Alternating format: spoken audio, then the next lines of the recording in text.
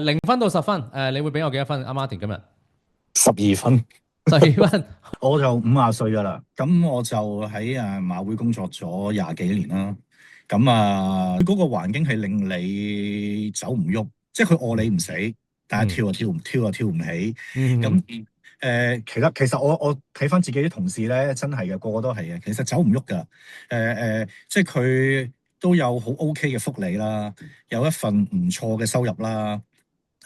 比你應該喺出邊市場所應該得到高少少，咁令到你咧唔敢走啊，係啦，令到你唔敢走。但係其實已經我諗我 over 10年咧，其實係日日翻工係翻得好唔開心嘅，即係好清晰話俾自己知我做緊一樣我自己唔中意做嘅嘢。咁即係嗰種壓力好辛苦嘅，其實真係嗰種無形嘅壓力。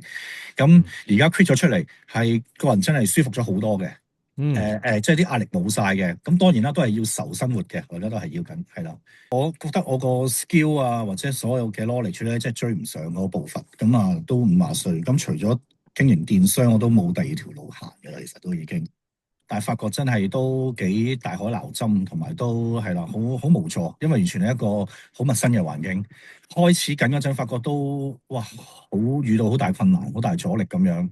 咁咁啱睇到 IG 你哋有成條 team 咁樣咯，咁我可以行少好多冤枉路咯。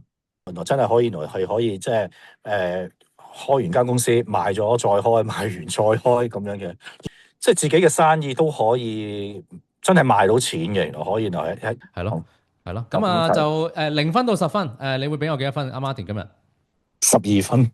12分，真係OK。12分。